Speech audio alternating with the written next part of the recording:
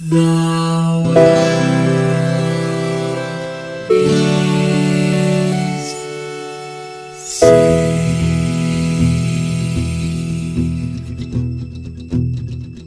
The living room's dark save for light being cast from the big TV screen and the imminent sunrise that's teasing the once starry sky with whispers of morning. Hey, George. Am I high right now? I feel like I'm high right now, or at least I should be high to get away with the game that we're playing. How are you doing, Lions? I'm good, and that's actually not as far off from the official plot description of ClayFighter as you might think. So here's the thing. We're known for our deep and hilarious research bit. Oh, yeah. But I actually had to look up the plot for ClayFighter because the game doesn't tell you what it is. I think the game tells you a little bit because I did no legwork on it, and what I have is they all want to be the king or the leader of the circus. King of the circus, yes. So okay, but why Clay. are they? Yes, why do they exist? Yeah. Okay. So yeah, that literally, that's one of my notes. It's just like, what? Like, why Clay? And as the game goes on, the question they only mount because I'm pretty sure aliens are involved. Like, I'm confident that aliens are involved. Kind of, yes. Yay! Yeah. So here, and granted, this is from Wikipedia, which I'm assuming they just pulled directly out of the manual, but it's a meteor made entirely out of clay crash lands on the grounds of a humble American circus. Okay. The goo from the interstellar object contaminates all of the circus attractions, transforming them into bizarre caricatures of their former selves with new superpowers. Huh. Okay, I mean, and apparently the first thing they decide to do is murder each other. Yeah, well, yeah, because you have to have a leader, but no, this is like one of those. It's kind of like the mirror world version of like a good story that, like, as they answer mystery plot questions, they raise more questions. Dun, dun, dun. Yeah, but like it's like that, but awful because I have so many follow-up questions, and it's like, wait, so when the clay consumed everything, did it like take on its facade like pod people, or did the people just get superpowers and somewhat disfigured and kind of go insane? I'm gonna go with that second one because caricatures of their former selves. So like there was a like really flexible guy and he became the Taffy, and there was like the Elvis impersonator and he became like a creepy Elvis impersonator. Blue suede goo. Yes. Yes, they do all have kind of silly names. I think my favorite though, the ghost. I mean, he's a ghost. Like, yeah. He has no feet, right? That thing is a ghost. Ichabod Clay. Ichabod Clay. Yep. It's beautiful. It is. Really. No, it was like it was like one long dad joke. And right before we lead into visuals, I actually, and because it speaks to like the undead and like the weirdness of this whole game, but I actually saw a thing online about a summoning ritual on how to summon a dad. Is what you do is you lay power tools in a circle and then take a sandal and put a sock in it and put that in the center. And then you stand around it chanting, "Hi, hungry, I'm dad. Hi, hungry, I'm dad." And then you touch the thermostat and then it summons a dad. So visuals. Please. No, wait, you just stop. Please tell me you just made that up on the spot. And you were like, how many of these can I string together at once? Oh God, I wish I was that clever. But alas, no, I saw this online and just and just I was like that would do it. And then actually it spawned a very interesting conversation between myself and Megan of being like, well, that wouldn't be too bad because then like if you ever wanted to go visit lions, he could just do the summoning ritual and then summon you. I was like, well, I think it depends on whether it was invocation or evocation, because like if I have the choice of going, and so we actually had a long. Well, also, and is this a dad summoning circle or like a teleporter? Because like, can I just summon any dad?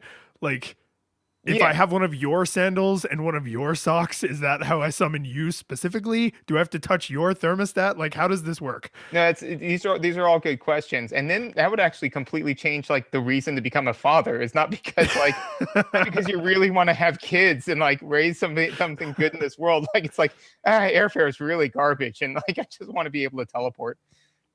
Yeah, no, I mean, I'd send you a sandal and a sock if it would just teleport me to your house. Yeah, right. It's not too bad, you know. So visuals, this game has some. So it would seem. Okay, so first off, right off the top, the Interplay logo, I just thought was because what was it? It's mode 7, right? Like the stretchy 3D thing. That was awful, man. I mean, just it was the harbinger of things to come. I really thought, to be fair to the game, it did set the tone of the awfulness of the rest of the game. So yeah, I mean, they don't try and hide from you what you're getting into, which I genuinely appreciate. Like, that's not snark. Like, this entire thing, top to bottom, is a ridiculous parody of serious fighting games, and the amount of ridiculousness is equal to the amount of like over the top mega violence in like a Mortal Kombat or a Street Fighter. Yes. And they give you no time to even second guess what you have just gotten into. You turn it on and it's like stretchy Interplay logo, King of the Circus, giant snowman. Like, you have no time to think about it. Nope, no time to process. You're just in it. And yeah, so I mean literally like right off the top, you know, like and so I hit start to, you know, like pause it so I could write a note on that. And then of course that did nothing because you're not in the game yet. And then actually that does remind me later on, we'll have to get to the fact that like you can't pause the game at all. Like that was, or at least I couldn't. That we may need to hook you up with a new controller, brother, because you could definitely pause the game. Really? Yes. Okay, that might have been on me. Because like there were a couple. Yeah. Anyways, but yeah. So that visual right off the top was seared into my eyes. Yeah. No. Aside from that, I've got like all kinds of like weird, like bizarre, like just bizarre. It's all bizarre. Like there are so many visuals because because normally I've said a number of times on the show that it's easier to get away with, like lower resolution when you're rendering things that are outside of like humanoid or human, you know, like so like even Mario, even though he's like humanoid, like he's not human, so you know you give him the bigger eyes and all this sort of stuff. This game had that affordance, and yet there were times when I had no idea what exactly it was I was looking at. And I think I can actually explain this. So this is from that time in the early 90s. I think this came out in like 93. This is from that time in the early 90s when they were just really starting to experiment with 3D graphics on the Super Nintendo and the Genesis, because they were like, well, it's like kind of 3D. It's like not really 3D, but it sort of looks 3D. But it's impossible to apply textures to anything. So let's make everything shiny metal. Let's make everything out of, you know, solid color. Let's make everything out of clay, because it all sort of looks like it's made out of clay anyway, right? So you know, the snowman, the taffy man, like the big fat Helga, you know, she's got the big round dress over her like operatic costume. Like all those things are a little bit more forgiving when they have like no texture to speak of. What we can't forgive, and what these early 3D graphics all suffer from, is lighting artifacts, because nothing is ever lit quite right. And it casts everything into these bizarre angles, especially when there's a lot of fast movement, which is a fighting game. So there's a lot of fast movement, and everything just looks off. Like, it's just a little uncanny, right? Where you're just like, why do they seem to not only not be in the same plane of existence as their opponent, or the two of them in the same plane of existence as the background, but like their own head isn't in the same plane of existence as their feet, depending on the position of their body. Like, it's just very jarring, and it's something all of these early 3D graphics kind of suffered from. And that is super helpful, because I had because like you said, like I just there were some things I just couldn't place at all.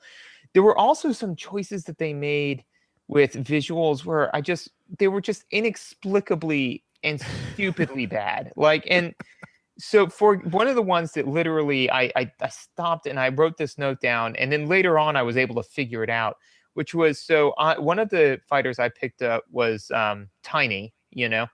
I played as him for a little bit. Who is horrifying.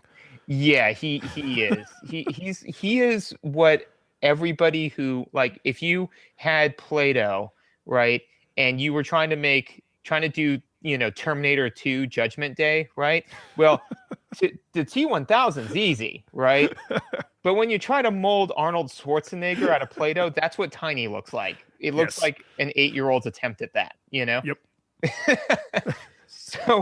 So Tiny, I was playing with him, so I square up with my mirror match, right?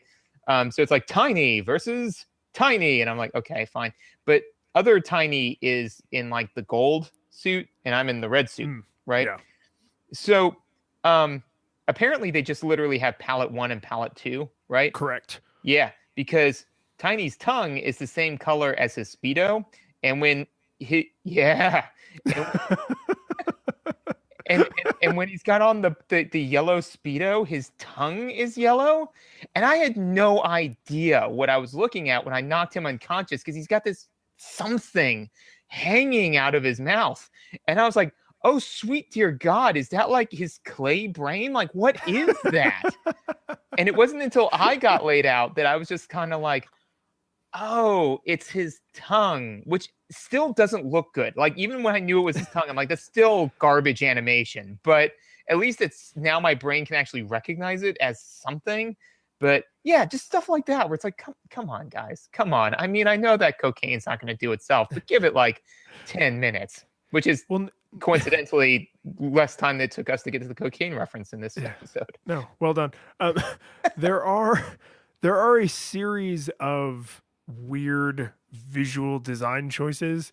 Like, the character select screen has all of the characters like walk on. So like it starts as Bad Mr. Frosty. He like walks on. And then if you move to the next character, he walks off, and that character then walks on, and so on, kind of like a character select screen. It's not novel. But the thing that I found weird about it is that screen either has unique models for all the characters, which seems like an odd choice, or they scaled them at like an uneven amount, because they look worse on that screen than at any other time. And that confused me, because I was like, did they really make dedicated graphics just for this screen that are terrible? And then the more I thought about it, I was like, no, they're probably like vector scaled. So what you're seeing is the full character model, but at like 0.75.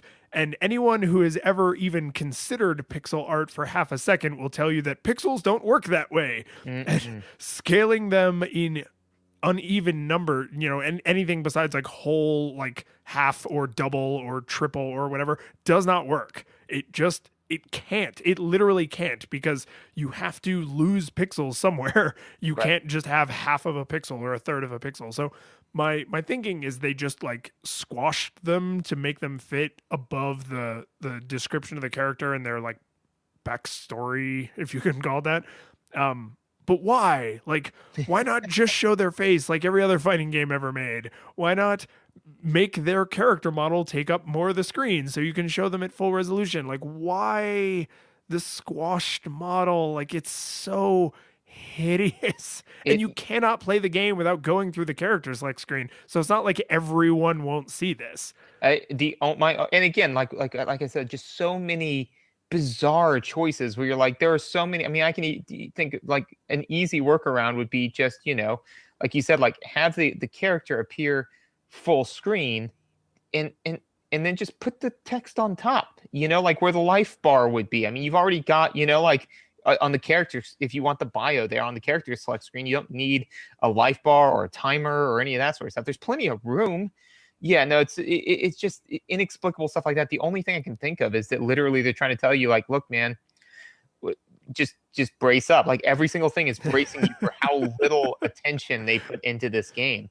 Like one of the other ones, and again, this is just it's just sloppy, which was so so there's the overworld select screen, kind of like the stage select, right? Which isn't like when it like moves between, because you don't choose. right, exactly. So it's not a stage select so much as it is a hey, heads up, here's what you're getting into. Yeah, it's like if you remember in like the older Street Fighter games, like you see the map of the world and the plane like flies around, but you don't pick. Exactly. Yeah, it's exactly like that, right? So it's like, oh, this is the stage you're getting into, which is in and of itself fine, except for the fact that there were like 4 repeats, but we'll get into that later. That was so frustrating. But anyways, no, is so when you defeat one of them, you blow up their area, and that seems legit, sure. But so their place disappears. I will be king of the ashes. What is it that Darkseid says to Batman? Like what is the point of no? Batman says it to Darkseid. What is the point of being a ruler if there's no one left to rule? Yes, exactly. What is the point of being king of the circus if there is no circus left to circus? So anyways, so as you blow them up, you know, and it leaves behind the shadow. Like, oh my god, does it? It does. Yeah. Weird. Yeah, so so is it like a nuclear blast where like you burn the shadow of the building into the ground? I'm just picturing like Homer when he was like watching TV and it was like 15 years later and it shows the old radiation king.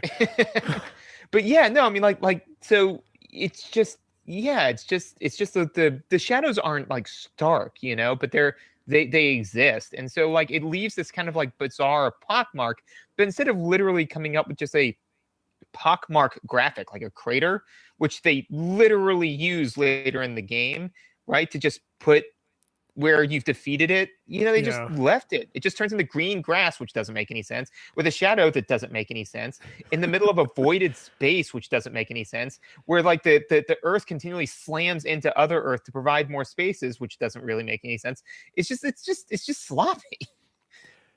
Yeah, you know, I think my brain was really trying to not consider the combined descriptive details of the level progression, because in isolation I feel like, oh well, each one looks like a little place that's representative of the person you're gonna fight there, and there are a couple do-overs, but like, okay, whatever, like each one is like more or less representative, you know, it's like it's fine. But then they're like on this like chunk of land that's like floating in space, and it's like okay, well, why that? And then like instead of seeing the whole map, like two more I think chunks fly up.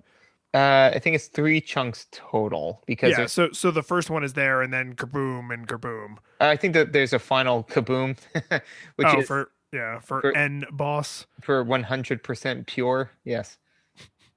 I do love I do love his pun. I think the best of like the game's puns, like N boss. Like he's the N boss. Yeah. Like, no, I didn't pick that up actually. I was so like put out by the whole game at that point where I was just kind of like I just want and actually just side note, like when I was fighting the N boss, you know, like I slugged through him because, and I was really, really focused because like, I don't want to lose. I want to get through this because I want to just make sure that I'm not missing anything, because I swear to God, if this is like one of those things where somebody's like, oh, well, you had to wait until after the credits. And like, I walked out on theater. So I did. I actually sat patiently and watched all of the credits roll through and then watched the title screen come back. And I was like, and we're good. We're done. Thank you kindly.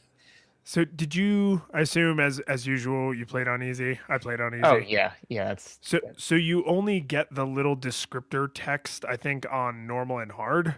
But I mean, it's nothing. Like, this is another very odd visual choice that they made, where if you beat the game as, say, like Bad Mr. Frosty, and then if you do it on easy, it's just like, oh, hey, credits. And like the game basically just stops. Yeah. And if you beat it on normal or hard, you don't really get that much more, because like a couple of lines of text flies up onto the screen, and it says like what Bad Mr. Frosty or whoever does like as king of the circus, and then credits. Yeah, Like that. no, I'm happy with my life choices. But I'm just saying, like there's there's nothing to it. And like believe me, this is the lion's share of my notes is going to be in mechanics and random complaints. But like, there's just there is no game. Like this game is just a two-player experience because everything about the visuals and the audio, which we'll get to in a minute, and the controls and everything is just like don't play this game alone. Just play with your friend. This game is not meant to be played alone. Yeah, no, there's absolutely not, and I 100% agree. And the only other note what that I have was Mr. Frosty explodes. Like, yeah, he dies a way more violent death than everyone else, because everybody else just seems to lose consciousness, you know? Yeah, doesn't the blob like turn into a puddle or something? I didn't die as the blob. And I did kill the blob, but I don't remember I what don't he remember. did. I'm gonna here's one of those rare kimono moments. You know, like we have like our commitment to a minimum amount of playtime. I fell so short of that.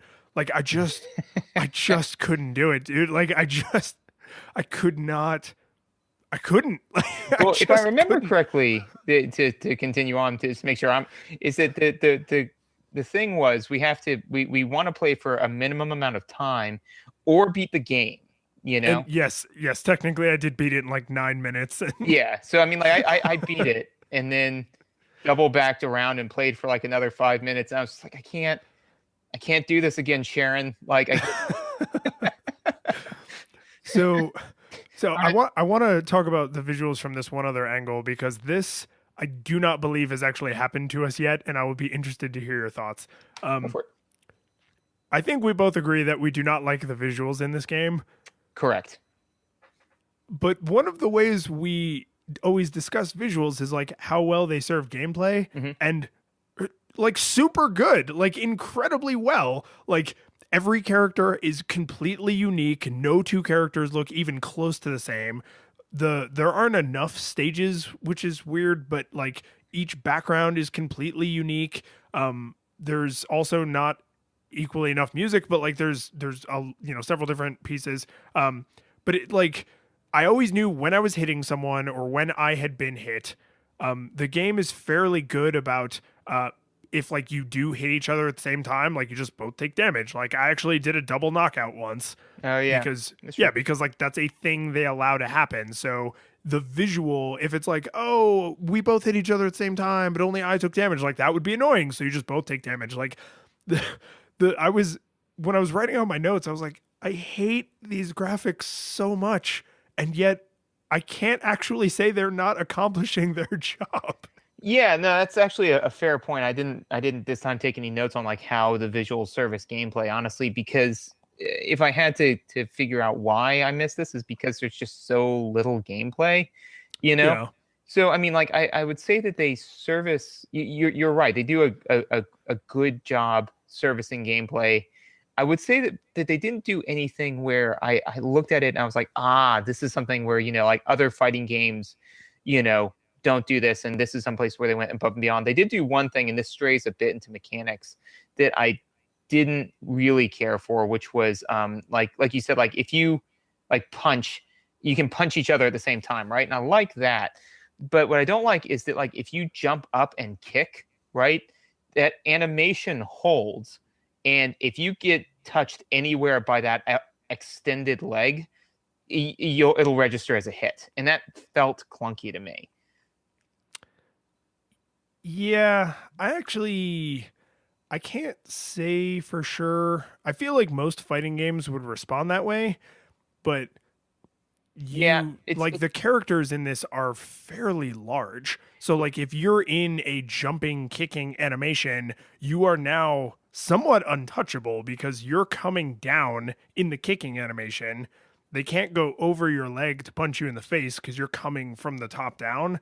So like that, it's exploitable depending on like the body posture of the character. And that was where I got dinged with it a lot. And like I said, like, and maybe this is a common thing in like fighting games that I'm unfamiliar with because, you know, they're not really my bag. But particularly with Ichabod Clay, when he would kick, because his kick is just like a ghostly visage of like what was once his legs. Ghost foot. Yeah. So he kicks out with the entire sheet that is his leg, and when he comes down, like there were a couple of times when I like tried to hit him, but because of just the way he was angled on his way down, I could not register a hit before his leg would register a hit on my head, you know? And so it just like, it felt weird. Like it would be kind of like, if you jumped up into the air and then like came and like kicked straight out, and I was like 5 feet underneath you. And so like, even then, if you landed on me, you'd land on me like weird, and you wouldn't, you wouldn't land on me and like register a hit as though you had just kicked me in the face. And I've just got my like fist just like right at testicle level, and then I throw it, and then all of a sudden it's like, no, I kicked you, bro. I'd be like, no. So, yeah. so like stuff it's like that. It's like point fighting and like kids taekwondo. Yeah. Yeah. When like there's the one kid who lands like the amazing kick to the other kid's chest, and it's like, yes, but as he was falling down, his glove tapped you in the cheek. And it's like, well, yeah. I mean, yes, technically that is what happened. And it's like, point to falling down, kid. And it's like, no. no to all of that. Yeah, no. But I would agree that as far as like how did they service gameplay, it was serviceable for all of the 15 minutes of gameplay that there was. Yes. Yeah. But it's a weird thing, right? To be like, I hated these graphics, and they were absolutely admirable in their ability to accomplish their stated goal. Yes, they were. Yeah, I would agree with that. At a bare minimum, they were serviceable. And I'm just trying to think real fast. And like I said, I can't really poke holes in it. But again, it's just kind of like, to me, somebody saying like, oh, can you review this restaurant? And it's like, well, kind of, in the sense that like they gave me a single bite of food, and that bite of food was good, but there was only the one. So that was all there was. So I'm not overly excited for what you thought about the music and sound effects in this game, but we gotta talk about it. Yeah, we do. So okay, actually no, I had two notes like I'm pretty happy with for our audio. One of them is that the opening music is and correct me if I'm wrong on this, because I'm not 100% on it, but the opening music is ragtime, right? Yeah. Mm-hmm. Yeah. So it sounded like Mario. Yes. Like which is also a ragtime piece. Yes. Right. Which is similar. So like I said, like it was similar in feel, and so like because I'm learning stuff too. So like I was just happy with it because like when it queued up, I was like, why does this sound a little bit like Mario? Because they're both ragtime. And then like and so then I wrote it down, and I patted myself on the back, and I went and got some milk. You're growing as a podcaster. I went and got some ice cream to reward myself. Every time I write down a good note, I go to Baskin Robbins and get myself a little treat. So I was a little happy with that. And the one other note that I gotta just vent about a little bit. So Blue Suede Goo, his verbal like affectations, like all those things, which he does on almost every technique. Every one, and he blocks like a little bitch, and like that means it takes forever to beat him. And here's it's like, you've got to stop. Like, and so then I'd get angry and careless. And then one point I knocked him out, and then he knocked me out. And I was so angry because that means I had to go a third round listening to this guy. It's verbal assault. It's not okay. It's not. This is something should be done. No, this is this is something I thought was unfortunate for whoever did sound design for the game, because the music is wholly forgettable, but in the moment, completely serviceable. Yep. Like each level has like level appropriate music. So like the stupid Blue Suede Goo has like Elvis-y kind of, rockabilly music. And there's like the kind of generic circus music for Clown Guy. I believe his name is Clown Face, the Mickey Clown, the Clown Face. See, that's why they couldn't fit his whole character model on the Exactly. screen.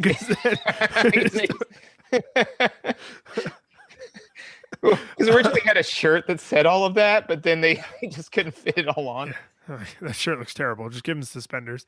But like each level has like level music, which is nice. Yeah. And even if the songs aren't super memorable, it is nice to have something like on theme. But then the sound effects are either unforgettable they are completely forgettable or incredibly annoying because like the one that stood out to me as being so frustrating is Helga. Yep. Her like range attack is the like shriek. Yep. Almost like a Sindel kind of like. Yep. Which I get it. She's supposed to be like a cartoonishly fat opera singer. I get it, but like a hundred times around, and especially like if you're in midair and she does that so that you land on it and take damage. Then while you're in the air and she starts doing that, you're just like, damn it. And then you get hit and then you get knocked back and you're just like, you learn not what to do when you hear that noise. Like it's not positive reinforcement, it's negative reinforcement where you just get more frustrated, you get more sloppy, and then you have to fight her a third round. And yeah, no, that one also was just so frustrating. And while we're just on a quick note on like just frustrating things that they would do, because I'm sure we'll circle back around to it again, but I don't want to forget the clown face, right? Yeah. Mickey clown Mickey face. Yeah, Mickey clown, the clown, the face clown. He blocks like a chump. Like yeah. And actually this kind of harkens back to so I had some notes about like different characters' animations. Mm-hmm. Because like the fact that every character is so unique is like a lot of that is summed up in their animations. And the more I was looking at my notes, I was just like, I don't want to critique this. Like this game does not deserve this level of like fine detail critique. Like if they're not going to put in the effort, God damn it, I'm not going to put in the effort. But I do for Bonker, by the way, is his name. For whatever reason, his blocking animation stands out to me because of the look of utter terror on his face. Like he does not think he's going to win when he has to block. Like he looks like he has just he's come home from his day of clowning and his family has been brutally murdered and there's like crime scene tape and just blood everywhere. And like, that is not the face you should make every single time somebody throws a jab at you. Wait. Save the actual clown makeup. If I remember correctly, in The Killing Joke, that's the Joker's origin story, isn't it? Like that his family was murdered? No, it's that he I think it starts off with like he fails his like stand-up routine or something like that, and he comes out and he finds out that his pregnant wife is dead, and then 2 or 3 other things like go horribly wrong, and then he's horribly disfigured, and that's why like he's kind of like out to show that like everybody is one bad day away from being him. Oh yeah, I remember that Joker origin story. I didn't remember that it was from The Killing Joke, but yes. So Bonker is the Joker on Monday and his wife got murdered on Tuesday. Like that is essentially what we're seeing.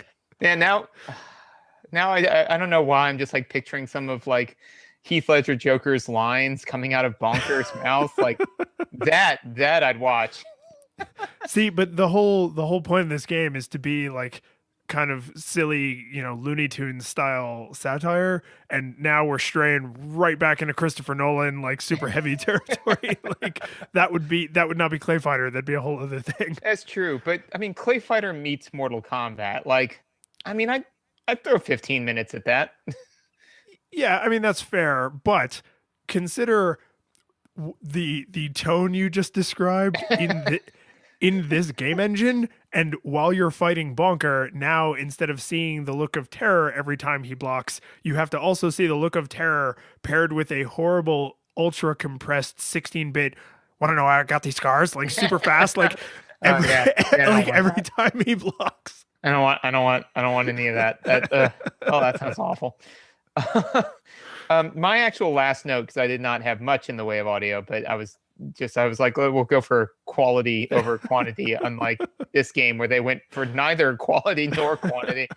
Was the one thing that immediately like brought me back to being like 8, 10, 12, however old I was when I played this game, was some age. Yeah, somewhere between the age of 0 and 50. Was bad Mr. Frosty saying what his victory audio, which is I'm cool. I know it. I'm bad. I'm cool. I know I'm cool. I think is the way is, or at least that's what I hear.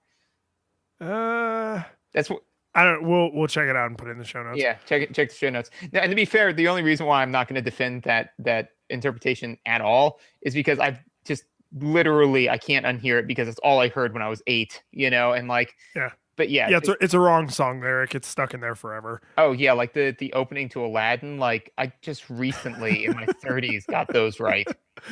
Like, I mean, yeah, no, that was wrong for quite some time.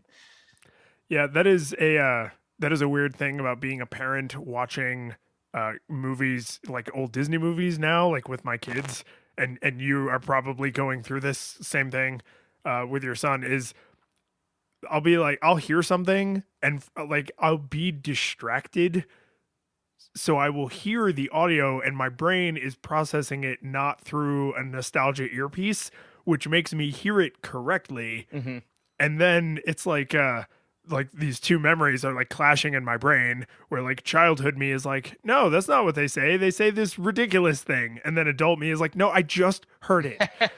I know that's not what they say, and childhood me is like, no, we've heard this hundreds and hundreds of times, and it's like See, like, so now I'm picturing like, you're just like doing the dishes and you hear it wrong and you kind of like snap up and furrow your brow for a second, and the camera like zooms into your brain and it shows like a cold field, like a cold windswept field, and like childhood you with like the giant sword on his back and like the scarf, like, no, what this says, and like the new like adult you being like, I'm sure I know what I heard, and like just draws the sword and then like just like smash cuts out like, oh my God, that's not what it says.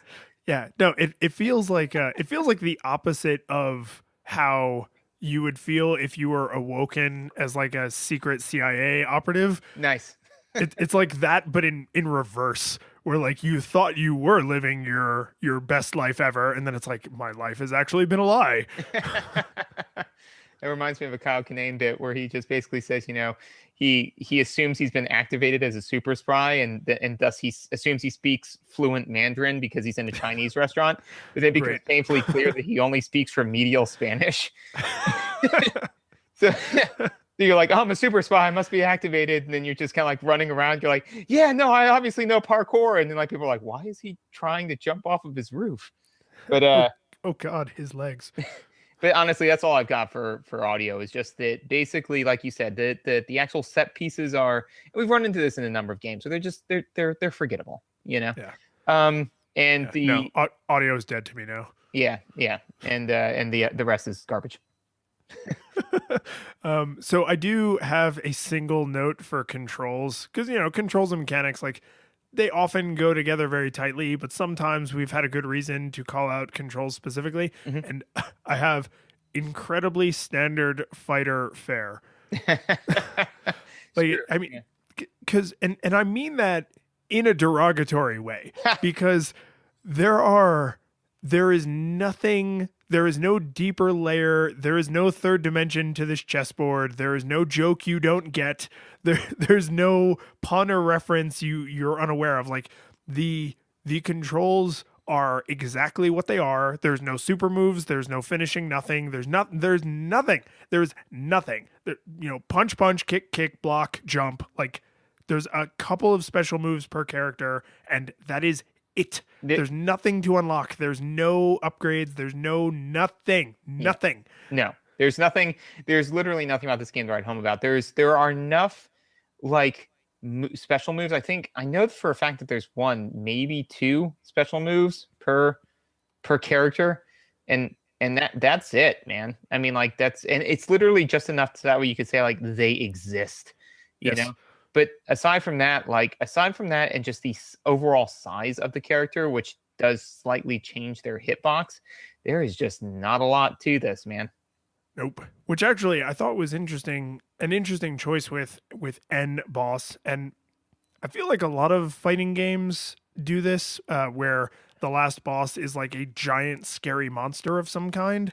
And in a game like this, what that really does is give the last boss a huge hitbox. Yeah. Like everything you do, every technique you throw has a pretty good chance of connecting because he's half the damn screen. Yes, and actually, I thought that honestly, End Boss was far and away the easiest fight. Yeah, not a challenge at all. No, because and I mean, yes, we were playing it on easy, so maybe on like hard mode he goes like nuts. But his like thing is that oh well, he can use all of their special moves, I guess, or at least all of the projectile ones, and it's just kind of like, all right, neat. Those moves all suck though, like they're not effective when the character that's made to use them uses them. So it's just way more ineffective when you fight him. And also too, while I'm just on a roll of complaining, I also thought it was just like, if I remember correctly, you fight like the fact that they use the exact same backdrop for him as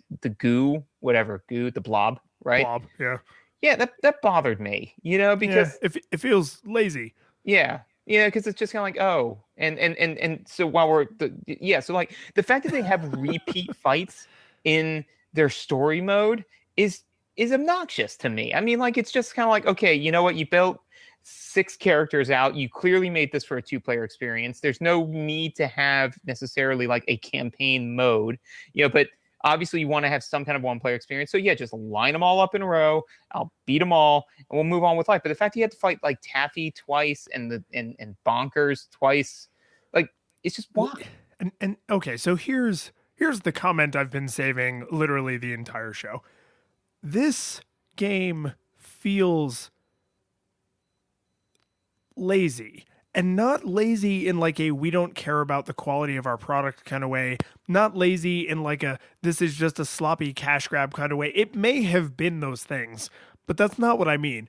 What I mean is everything that was required for this game to exist, it just feels like they did the bare minimum. Like they crossed that item off their checklist and then they never like circled back to polish it or refine it or expand on it in any way. They were like, well, we need to have a roster of 8 characters. Do we have 8? Okay, done. Well, that means that the battle mode at most will be 7 fights if you don't fight yourself and 8 fights if you do the palette swap with yourself. And it's like, okay, that sounds boring.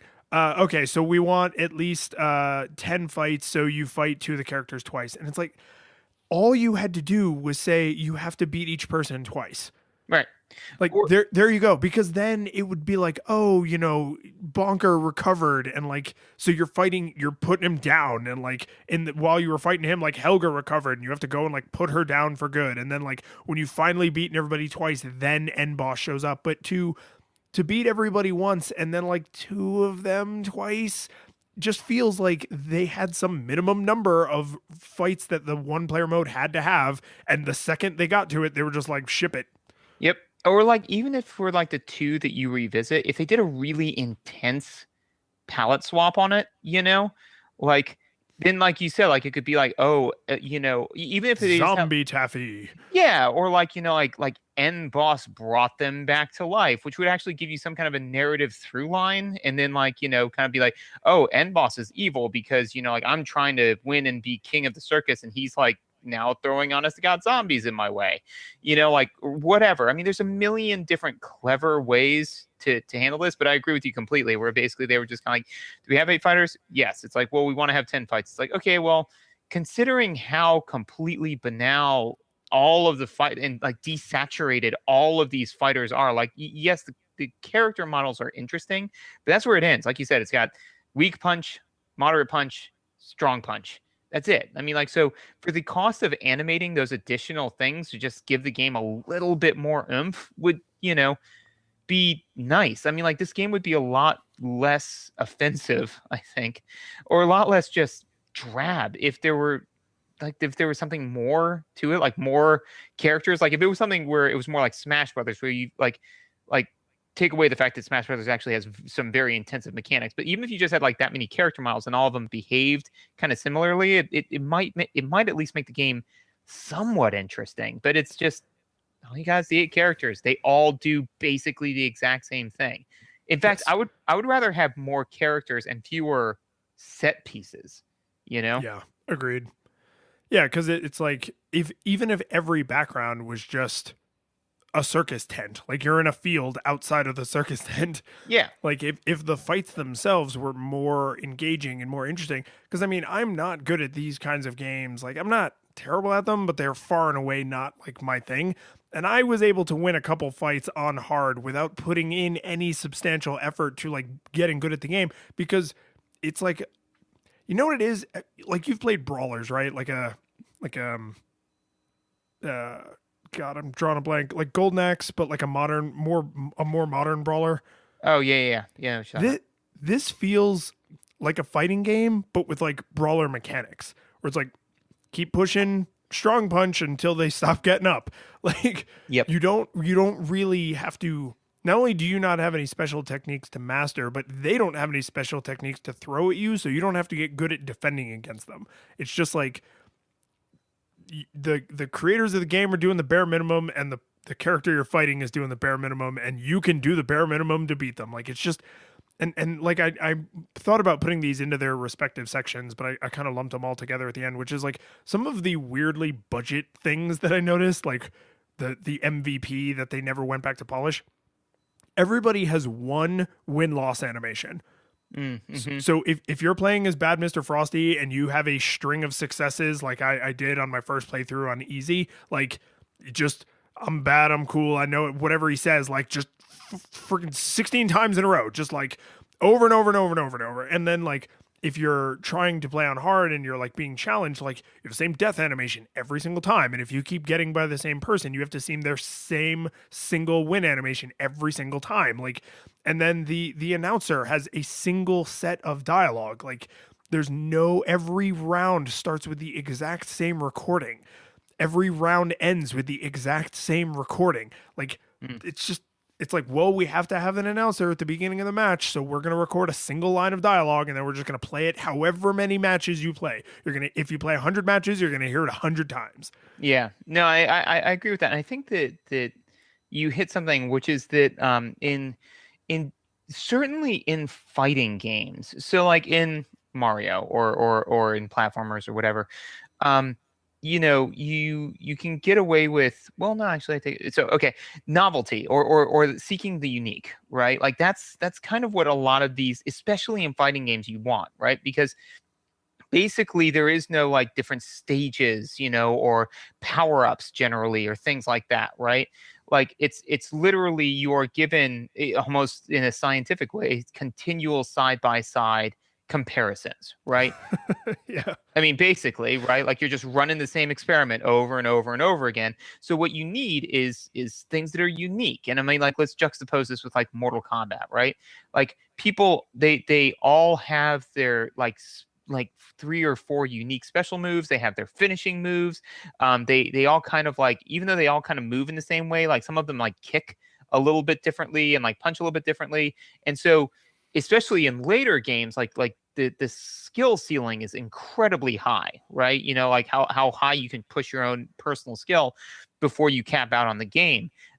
This has none of that. Like it and the worst thing is that it sells itself on the feeling of uniqueness, Yes. Because unlike Mortal Kombat, where you've got like 4 palette swaps for the exact same character, those characters are more unique than these, Reptile is more unique to Scorpion than Bad Mr. Frosty is to Taffy, and that's depressing because realistically, and that's part of the thing that I'm like trying to work through as we're talking, but like, is that like this game, everything about this game sells itself on its novelty, and nothing about it is novel. It is the most desaturated, banal lack of a game that I think we've played so far, and I think that you aptly summed it up with your quote, which was,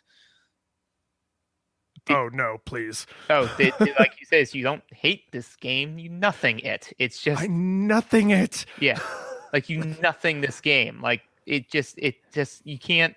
It's kind of like the opposite of love isn't hate; it's indifference. Yes, exactly. And here you go. Here's the story I can convey to you to explain not just how of an experience I was having, but that I was actually radiating my lack of an experience into the room around me. Because I'm sitting here, I'm playing the game.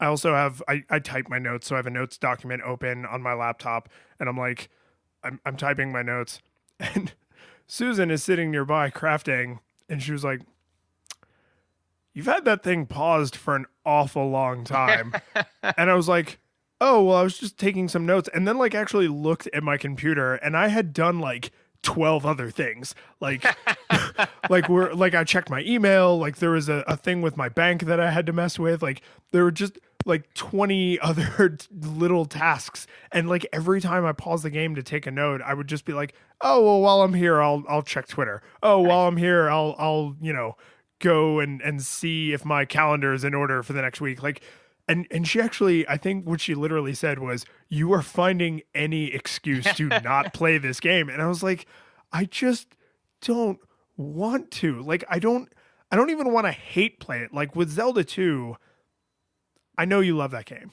And I don't want to crap on something you love. Right. But I did not enjoy that game. And there were a few times you. there were a few times like while I was playing it where I was like, no, I'm going to beat you.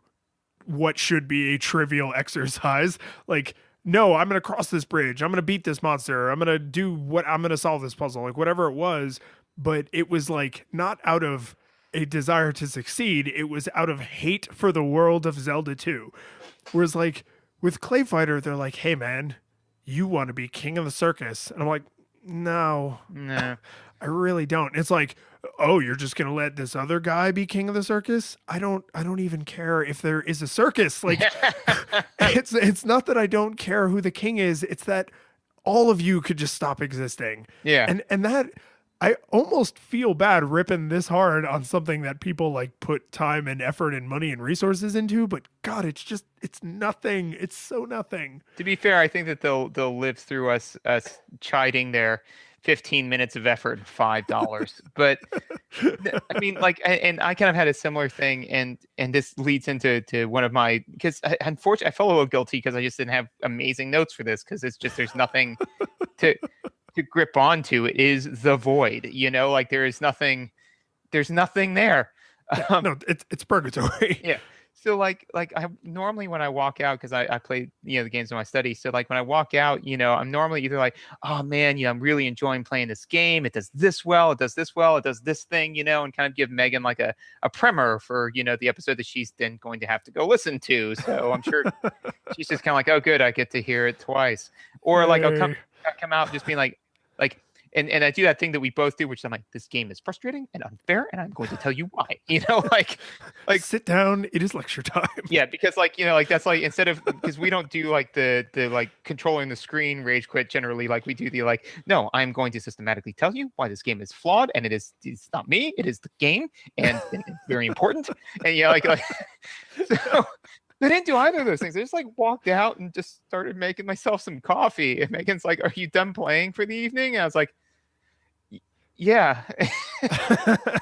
And she was like, I mean, oh. Several times I checked bank statements versus playing this game. So you refiled your taxes, like, like, oh man, this is off by a few cents, and not in the government's favor, in our favor. And I need those 3 pennies.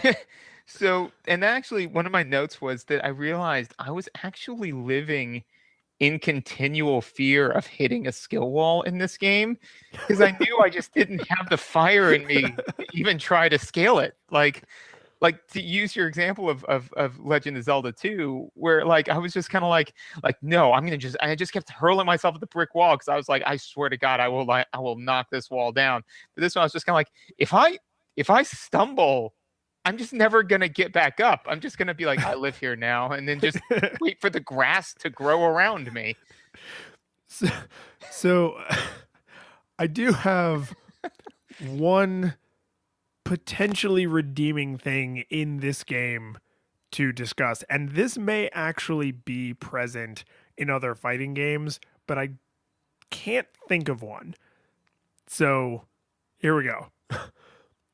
I think it is genuinely an interesting take on the difficulty scale to have a separate setting for game speed. Yeah, I noticed that, and I thought that was. Did you play with it? No, I didn't. No, I just. So I had to see what both of the extremes looked like, and here's where this compliment is going to become incredibly hollow. I think that the mechanic of game speed separate from difficulty, because difficulty is how well your opponent fights. Right. Game speed is how quickly, literally, the animations move. Both so it's you not how and them. Yes, exactly. So it's not just how quickly, they respond. That would be difficulty. It's actually literally the animation. Well, that's clever and all, but they chose to do that at a time in history when it's not like they were drowning in extra animation frames. It's not like, we can just throw away 10 animation frames per second and no one will even know.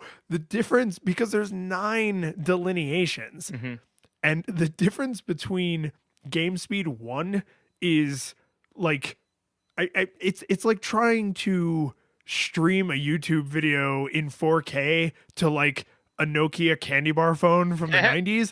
Like it's horrible. It's so choppy and ugly and hideous. And like, you feel like your console's broken or that your TV's broken. Like it's ugly. You don't have animation frames to throw away. And then when you play it at like 7 or 8, you're like, oh, okay. Like it's looking pretty much like I expect. And then on 9, it's like smooth and beautiful and everything's fine. But I was like, I don't know how to feel about this. Like, I really like this mechanic. I really like the idea of saying like, hey, it's not just about how good of a fighter your opponent is. Maybe you just need to take things slower. And there's an entire argument to be made for like accessibility. Like maybe being able to slow the game down would make this playable by someone who has like motor function problems or cognitive processing issues where they just can't process the information as fast. And that would make this game playable for them in a way that a high action fighting game typically is not accessible to them. And I have no problem with any of that. I think that's tremendous. And maybe that's why they included this mechanic. But the application of it to the implementation of just throwing away animation frames is so janky that it actually seems counter to the goal of making the game easier to digest, because the animations are just flashing constantly because you're dropping frames. Right. And I think that you're right. I think that it's very, very fascinating. I'm intrigued as to why that has. I haven't seen that in any other fighting games, and maybe it exists. Like you said, we don't play a lot of modern fighters, but I think it's definitely an interesting concept. And I think that it, like everything else in this game, is just a product of getting like 80% of the way done and then stopping, just not caring anymore. It's just like, oh, well, what if we made speed and difficulty on like 2 different axes? It's like, that's a very interesting, and that maybe that's something that could like set this game apart a little bit, like even though we don't have like a whole lot of like special moves, we could do this other thing. It's like, yeah, okay, so you put the feature in. Well, kind of, it looks really awful and doesn't really do much, and it's kind of a huge problem. It's like, yeah, okay, ship it.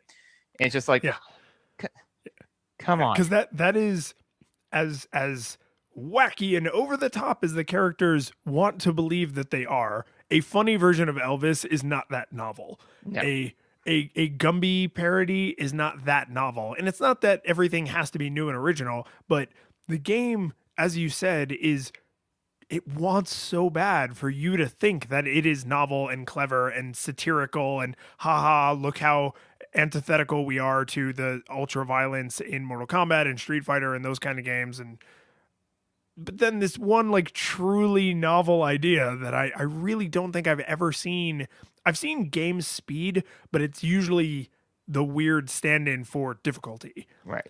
So to actually have those two things be broken out, and then, I mean, I don't know how else you would do this, like other than just literally dropping animation frames and slowing the animation down. But I don't know. Like the implementation just really breaks it for me. Like I hope it made the game accessible to some poor child who would otherwise have never been able to play a fighting game, and that's a great story. But for someone who just wants to play the game slowed down and doesn't have to play the game slowed down, they would probably get sick of the flashing janky animation. Yeah, no, everything about this game is very similar to like, if you assume Mortal Kombat is like the, 30-year-old like game developer, like work, like artist and all sorts of stuff. This is like their 8-year-old child's attempt at a game where it's just like everything's really zany and like there's a bunch of like good, interesting, novel, new stuff in there. And it's all half formed, totally like kind of broken and doesn't really follow through in anything, so you're just kind of like, so not to, lead too hard, but Lions, how did it hold up?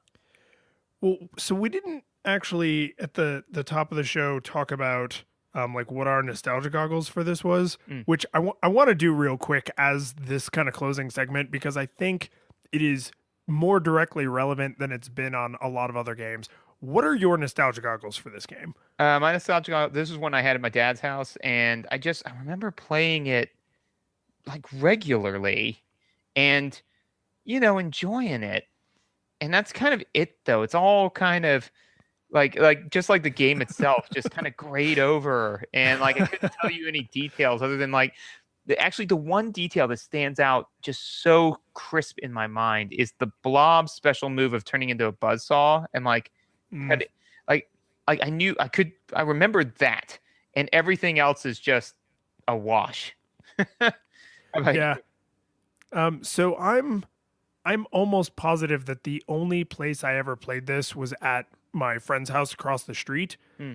And it's a 2-player game, so I can't imagine we ever sat there and stared at each other while we played the single player campaign. Sure. So I think all of my feelings about this game are, yeah, if you play this with your friend while you're eating Doritos directly out of the bag on summer vacation, then yeah, this could be a fun romp. But it's because it gives you and your friend something to do, not because the game itself is particularly engaging or interesting. But if you and your friend are a similar skill level, then you're just, like you said, you're just running that same experiment over and over and over, right? Yeah. So that's like, that's a just like people, 2 friends will like play 1,000,000 games of chess or 1,000,000 games of poker. It's like the game itself isn't changing, getting any harder, or getting any newer or anything, but it's like, it's just fun to have this game for 2 people to interact with. And this is like a weird, like, I would say if you have nostalgia goggles for this game, still don't play it alone. Yeah. like if you have strong positive feelings for this game, not only do you need nostalgia goggles, but you need a buddy with nostalgia goggles, and the 2 of you need to try and replay it, because the solo experience, even having pretty fond memories of playing this game as a kid, sucked so bad even through nostalgia goggles. Yeah, I would agree with all of that. To me, like I said, like it was just as far as, like, because normally for the nostalgia goggles, I try to think like, well, if I'm going to say it doesn't have nostalgia goggles, like then I'd have to be able to recommend it to somebody. The only thing that I would think offhand to recommend this for is it's like, well, it does have unique character models, but that's like saying, like, hey, look, this animation has cool colors in it. It's like, yeah, of course it does, So honestly, I just like like I said, like by virtue of playing it, like colors were less bright, and like I'm sure I was just, like it's like being in like Hades, and you just slowly taking that wisdom damage until you just become a petitioner of the plane. And honestly, I thought about it, and I went and looked it up because I didn't have it offhand, but because I was like, there's some quote that a Bible verse that I was like just like kicking around, and the reason why I remembered it was because it was part of Genesis, which we had to read in high school, which was the earth. Wait! You had to read a section of the Bible as high school? You did not go to a Catholic or Christian school, did you? No, it was part of AP. which is how they got away with it. But yeah, for AP English senior year, they had us read Genesis, and for good reason though, because a lot of the works that we were reading referenced the Bible, specifically had references to Genesis. So like if you wanted to understand a lot of the literature in the time period that we were reading, you needed to be familiar with the Bible. So no, that checks out. I'm just surprised that there weren't like a bunch of angry parents Right? like, you're making my kid read what? Right. No, but I mean, that's the thing that's why I'm just kind of like, no, that's the correct reason to teach the Bible in school, is to say that, not like, be like, oh, you have to believe it. But it's like, no, but there is a tremendous amount of literature that happened around this time that the Bible heavily influenced, which is why it is perfectly reasonable to teach the Bible as a literary influence in English class. Not so much in science, but in English class. Less so in science. A little bit less, But sorry, I interrupted your story. So basically, like, I was just like kicking it around because I was like, no, something, it sounds familiar. And basically the quote was, the earth was flat without form and void, and darkness was over the face of the deep, which is the way that the earth looked before God created the heavens and the earth. That is what staring into this game is like. The curtain falls, the music plays, the credits roll, then it all fades to black, and you're left by yourself. The fanfare is gone, there's no player two there by your side to share victories won. But as you slowly progress down the hall to your bed, a few great events leak back into your head from the time that you spent traversing the land, battling evil, fighting the darkness, just sword in hand. Your memories creeping with the edge of a smile. You realize again